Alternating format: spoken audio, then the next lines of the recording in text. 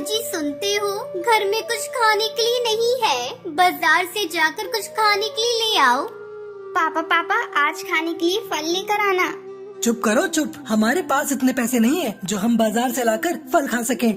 अजी आपको जो भी लाना हो आप अपनी मर्जी से ले आना। टुनटुनी की बेटी सुनहरी चिड़िया ये सुनकर बहुत दुखी होती है। कालू कौवा मन ही मन सोचता है।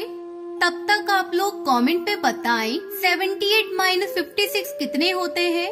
मेरी बेटी का फल खाने का मन कर रहा है, लेकिन क्या करूं, उतने पैसे तो मेरे पास नहीं है। कालू थैला लेकर बाजार निकल जाता है। रास्ते में उसे बंटी कबूतर मिलता है। अरे भाई कहाँ जा रहे हो? क्या बात है, इतने दिनों बाद दिखे हो? भाई मैं तो बाजार से सामान लेने जा रहा हूँ, और तुम कहाँ जा रहे हो? अरे भाई मैंने सुना है जंगल में कहीं फल की बारिश हुई है, मैं वहीं ढूंढ रहा हूँ। मुझे फल खाए हुए बहुत दिन हो गए। अरे वाह, मेरी बेटी भी फल खाने की जिद कर रही थी। मुझे भी उसके लिए खूब सारे फल लेकर जाने हैं। चलो वो जगह ढूंढते हैं जहाँ फल की बारिश हुई है।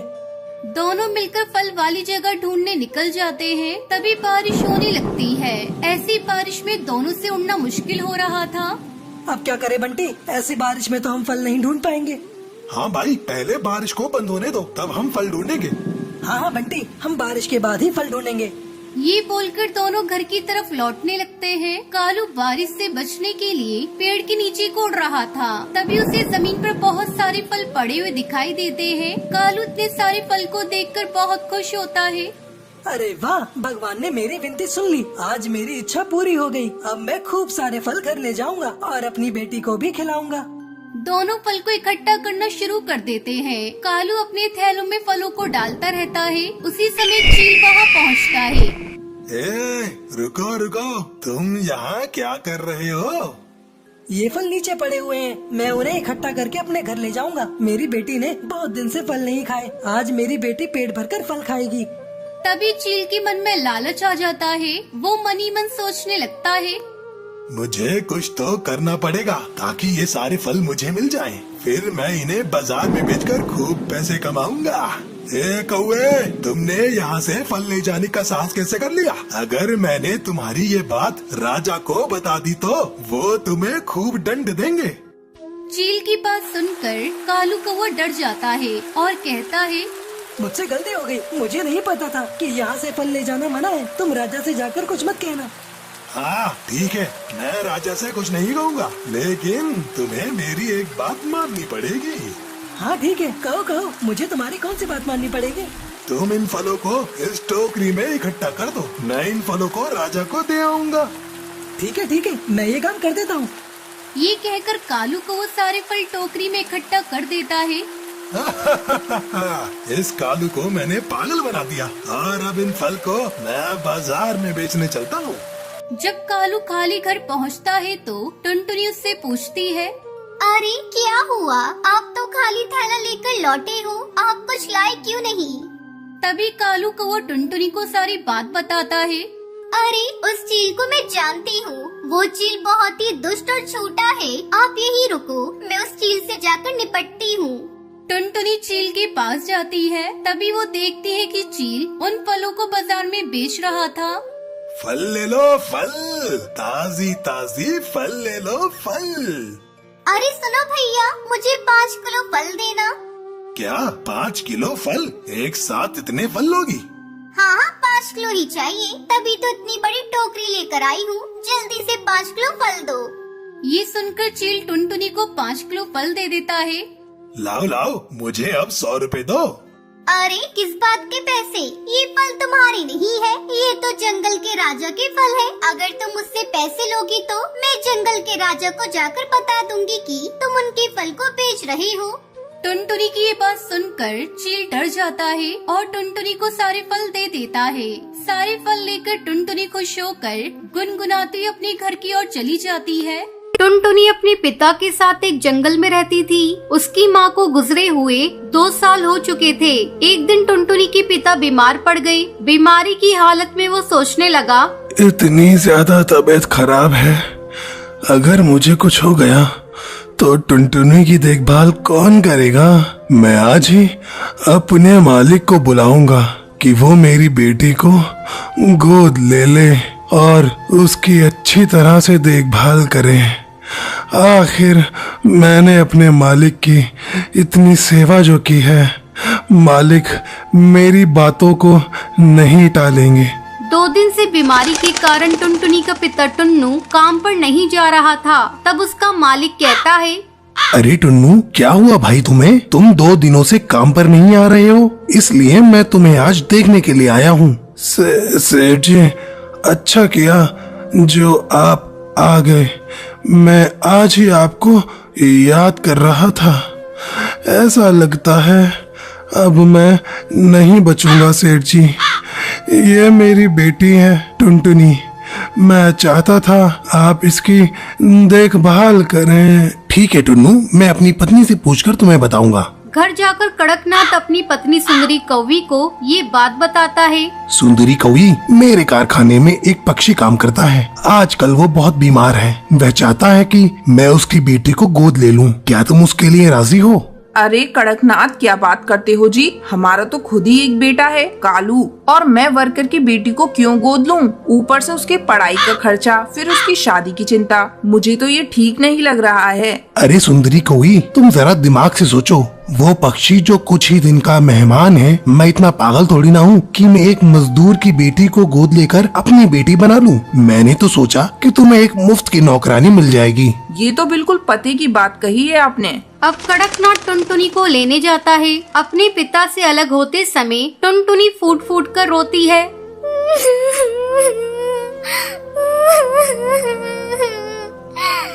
बाबा, मुझे अपने से अलग मत करो। मैं आपसे अलग होकर कैसे रहूंगी? बाबा, मैं आपको छोड़कर कहीं नहीं जाऊंगी। जा मेरी बच्ची, इसी में तेरी भलाई है। कड़कनाथ टुनटुनी को घर लाता है। घर आकर कड़कनाथ अपने काम में बिजी हो जाता है और सुंदरी कौवी टुनटुनी से मीठी मीठी बातें करने लगती है। टुनटुनी, तू कुछ खाएगी? नहीं माँ, मुझे भूख नहीं है। अरे सुन टुनटुनी, मैं तेरी कोई माँ नहीं हूँ। तू मुझे मेम साहब कहा कर। चल अब जा जाकर रसोई में सो जा। अगली सुबह सुंदरी कौवी टुनटुनी के पास जाती है। ए टुनटुनी, चल अब उठ। हमारे यहाँ इतनी देर तक कोई नहीं सोता। मैम साहब, रात में मुझे नींद नहीं आई। वो मुझे अकेले सोने की आदत नहीं है। तुझे तो अब सोना पड़ेगा। तू अकेले सोने की आदत डाल ले। चल अब झटपट उठकर मेरे साथ काम में हाथ बटा। टुनटुनी सुंदरी के साथ काम में हाथ बटाने लगती है। शाम को कड़कनाथ जब ऑफिस से आता है, टुनटुनी, मेरे लिए ठंडा पानी लेकर आओ। अभी लाती हूँ साहब। ये लीजिए साहब। कैसा पानी है? मैंने तुम्हें ठंडा पानी लाने को कहा था और तूने नल का पानी लाकर मुझे दे दिया। सारा मूड खराब कर दिया। ये कहकर कड़कनाथ टुनटुनी को एक थप्पड़ लगा देता है। धीरे धीरे समय गुजरने लगता है। एक दिन कड़कनाथ को कारखाने में खबर मिलती है कि टुनटुनी के पिता की मौत हो गई। कड़कनाथ ये बात टुनटुनी को नहीं बताता। अब कड़कनाथ और उसकी पत्नी सुंदरी कौवी टुनटुनी पर पहले से भी ज्यादा अत्याचार करने लगते हैं। एक रात जब टुनटुनी सोई हुई थी, तब उसके सपने में उसके पिता आते हैं और उससे मिलने की इच्छा जाहिर करते हैं। बेटा, मैं तुमसे मिलना चाहता हूँ। काफी दिन तुझे देखे हुए हो गए। टुनटुनी सपने में अपने पिता को देखकर बेचैन हो जाती है। अब टुनटुनी सुंदरी कौवी के पास जाती है। उस समय कड़कनाथ और सुंदरी कौवी सो रहे थे। टुनटुनी दरवाजा खटखटाने लगती है। मैम साहब, जल्दी दरवाजा खोलिए। मुझे अपने बाबा से मिलने जाना है। मेरे बाबा मुझे बुला रहे हैं। मैं अपने बाबा के पास अभी इसी वक्त जाऊंगी। अरे टुनटुनी, इतनी रात हो गई है, तुम हम लोगों को परेशान क्यों कर रही हो? कौन सी आफत आ गई? मैम साहब, अब मैं यहाँ एक पल नहीं रहूंगी। मेरे बाबा मुझे बुला रहे हैं। मैं अपने बाबा के पास अभी जाऊंगी। चुप हो जा कमबख्त, सारी नींद खराब कर दी। कल सुबह बात करेंगे। चल अब भाग यहाँ से। टुनटुनी रोती रह जाती है, लेकिन कड़कनाथ और सुंदरी कौवी पर उस बच्ची के रोने का कोई असर नहीं होता। ये सब कालू कौवा देख रहा होता है और कालू को टुनटुनी पर दया आती है, लेकिन कालू कौवा कुछ कर नहीं पाता। एक दिन सुंदरी कौवी टुनटुनी को बेवजह पीट रही होती है। तभी कालू कौवा वहाँ आता है और टुनटुनी को बचा लेता है। माँ, आप में जरा सी भी दया नहीं है। कोई इस तरह किसी को मारता है क्या? अब टुनटुनी यहाँ नहीं रहेगी। मैं कल ही इसे इसके बाबा के यहाँ छोड़ कर आता हूँ। अगले दिन कालू कौवा टुनटुनी को उसके बाबा से मिलाने ले जाता है। वहाँ जाकर टुनटुनी को पता चलता है कि उसके बाबा अब इस दुनिया में नहीं रहे। ये सुनकर टुनटुनी बहुत रोती है। तभी कालू कौआ टुनटुनी से कहता है, टुनटुनी, अब तो तुम्हारे बाबा भी चल बसे और मेरे घर तुम ठीक से रह नहीं पाओगी। मेरी माँ तुमको चैन से रहने नहीं देगी। तुम अब अकेली हो। तुम बुरा न मानो तो मुझसे शादी करोगी? टुनटुनी को कालू कौवे की बात सुनकर अच्छा लगता है और टुनटुनी इसको शादी के लिए हाँ कर देती है। फिर वो दोनों एक साथ खुशी खुशी रहते हैं। टुनटुनी चिड़िया की शादी बंटी कबूतर से हुई थी। शादी के बाद टुनटुनी चिड़िया अपने ससुराल आ गई। वो बहुत खुश थी, लेकिन उसकी खुशी ज्यादा देर तक टिकी नहीं। टुनटुनी चिड़िया का पति रोज रात को घर देर से आता। एक दिन टुनटुनी अपने पति का इंतजार करते करते सो गई। अगली सुबह उसकी सास उसके कमरे में आती है और चिल्लाते हुए कहती है, हा, देखो तो महारानी जी कैसे आराम फरमा रही हैं। अरियो निकम्मी, तेरे मायके में सभी देर तक सोते होंगे। मैं कब की जग चुकी हूँ और चाय का इंतजार कर रही हूँ। तू है कि यहाँ घोड़े बेचकर सो रही है। माँ जी, आप पता नहीं आज मेरी नींद कैसे नहीं खुली। माँ जी, मैं अभी आपके लिए चाय बनाकर ला रही हूँ। टुनटुनी चिड़िया किचन में चाय बनाने चली जाती है। थोड़ी देर बाद वो चाय बनाकर अपनी सास को देती है। माँ जी, ये लीजिए आपकी चाय। माँ जी, बंटी कबूतर कहीं दिखाई नहीं दे रहा है। मैंने उसके लिए भी चाय बनाई है। मेरा बेटा तो कब का दुकान चला गया। तुझे सोने से फुर्सत मिले तब ना। जा अब जाकर खाना पका। चिड़िया सर झुकाकर खाना बनाने चली जाती है। शाम को बंटी जब घर आता है तब टुनटुनी उससे कहती है, आप मुझसे हर समय उखड़े उखड़े क्यों रहते हैं जी? जब से शादी हुई है आप मुझसे सीधी मुंह बात भी नहीं करते। मुझसे कोई गलती हो गई है क्या? तेरी माँ से मैंने दहेज में एक कार मांगी थी, उसने वो भी मुझे नहीं दी। ऐसा कर, तू कल ही अपने मायके चली जा और एक नई चमचमाती कार लेकर आ। आपको तो पता है जी, मेरे माँ बाप कितने गरीब हैं। इतनी महंगी कार वो आपको कहाँ से देंगे? तब टुनटुनी की सास भी उसे खरी खोटी सुनाने लगती है। जब तेरे माँ बाप को दहेज देने की औकात नहीं थी तो बेटी पैदा क्यों की? मेरे बेटे ने अपना फैसला सुना दिया है। तू कल ही अपने मायके चली जा और कार लेकर वापस आना। अगले दिन टुनटुनी चिड़िया रोते रोते अपने मायके पहुंचती है। तब टुनटुनी की माँ टूनी उसे देखकर कहती है, अरे टुनटुनी बेटी, तू यहाँ क्या हुआ? तू अकेली ही आई है क्या? दामाद जी नहीं आए? कहीं दिखाई नहीं दे रहे? माँ, छोड़ो ये सब बातें। मुझे जल्दी से एक कप चाय बनाकर पिला दो। अभी मुझे कुछ दिन मायके में रहना है, फिर ससुराल चली जाऊंगी। ठीक है बेटा, तू बैठ, मैं तुझे अभी चाय बनाकर पिलाती हूँ। इस तरह कुछ दिन गुजर जाते हैं। एक दिन टूनी चिड़िया अपनी बेटी टुनटुनी चिड़िया से पूछती है, बेटी क्या बात है? तुझे मेरी कसम, कोई बात है तो बता। दामाद जी से तेरा झगड़ा हुआ है क्या? टुनटुनी चिड़िया माँ को कुछ नहीं बताती। वो अंदर ही अंदर घुट रही थी। उसे पता था अगर वो अपनी माँ को सच्चाई बता देगी तो उसकी माँ जीते जी मर जाएगी। एक दिन टूनी की पड़ोसन सुंदरी कौवी उसके घर आती है। अरे टूनी, देख रही हो, बहुत दिनों से तेरी बेटी यहाँ पड़ी हुई है। इसका ससुराल जाने का कोई इरादा नहीं है क्या?